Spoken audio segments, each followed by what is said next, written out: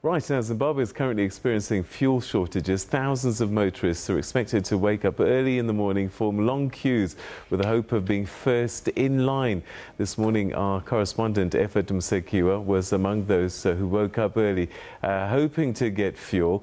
But let's chat to analyst Tino Mambeu right now to tell us his take on what this fuel shortage has taken place.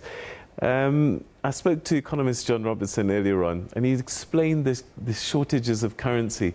But I'm getting a sense that maybe there's more to this fuel shortage than just not having currency. Well, I think to start with, let me say good afternoon to you, Peter, and thank you for having me. The basic problem of Zimbabwe has always been running around legitimacy.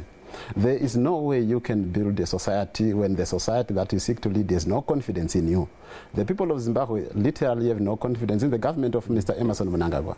So now that having been said and done, coupled with the recent killing of protesters in the streets of Harare, that has just worsened the situation.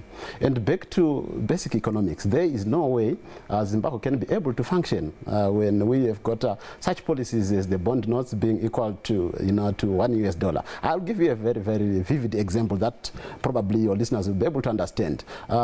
Fuel basically costs around about 60 US cents to get it into Zimbabwe or from the ports. So at 60 US cents, that basically means that you need to fork out so much at 60 US cents to be able to pay for a liter of fuel. But now this is what happens. Zimbabwe gets fuel at that particular price and they sell it for around about 35 cents. So they're subsidizing it, but they do not really have the money. The reason they don't have the money is that there's no functional industry in Zimbabwe. They rely on imports. They import toothpicks, they import cooking oil, they import the basics that would be manufactured by any country in the world. So that is the basis of the problem. But apart from that, we've got a leadership crisis. We have got a leadership crisis in terms of the current government set up by Mr. Mnangagwa, which to an extent a normal person will be asking themselves as to say, do we really have a president or we don't have a president? There are so many areas that Mr. Mnangagwa is not coming forth to even listen or to speak to the people and say the problems the country is facing are going to be addressed in one way or the other. He has remained mum, he has remained quiet, and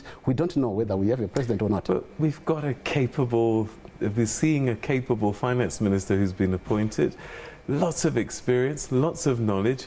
Surely he's putting together a team that should be able to deal with this. Look, the biggest problem that we have had is to believe that Mr. Mtulingwe was capable. It has just dawned on many Zimbabweans that he is quite incapable. I'll give you probably 2 or 3 examples where we see his incapability. Firstly, he said, when I come into office, I'll make sure that I do away with bond notes. After coming into office, he did not do that. In fact, he said the bond note is going to stay. It's going to be 1:1 with the US. We have never heard of that. And for him as an economics professor, we are quite astounded as to where does he get such policies or how does he manage to think in that particular way. Number 2, he said, when I get into office, I'll make sure that I retrench certain youth officers that were employed by the government under those corrupt initiatives. And look, 3 weeks down the line, he changes around again and says, no, I cannot afford to retrench these people because it will cost the fiscus a lot of money. That is him saying that. And just this week, he says, no, I'm now going to, to retire about 4,000 youth officers. So the confusion with the men is quite astounding. But we know where it is coming from. ZANU-PF headquarters is where the economy of the country is being run. And do you know who is there? There's fed cakes like Patrick Shinamaza, there's Obet Mpofu, there's all the people that have been with Mugabe and that have managed to squander the economy of the country. They are sitting at ZANU-PF headquarters and dictating the pace of the economy. And now we have got the president, Mr. Mnangagwa, who is now like a fence post tortoise. He doesn't know what to do. The economy is hitting him hard, and we don't really know whether he has got power or not. I'll give you, for example, the report by Mr. Motlanthe that says he authorized the deployment of the military. You will remember very well that after the killings, Mr. Mnangagwa came on TV and said, I have no idea what happened. I don't know who deployed the military.